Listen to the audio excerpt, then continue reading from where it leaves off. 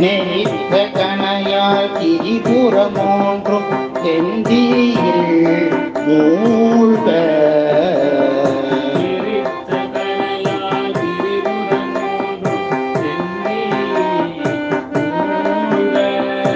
எரித்த இறைவன் இமயவர் கோமான் இணையடிகள்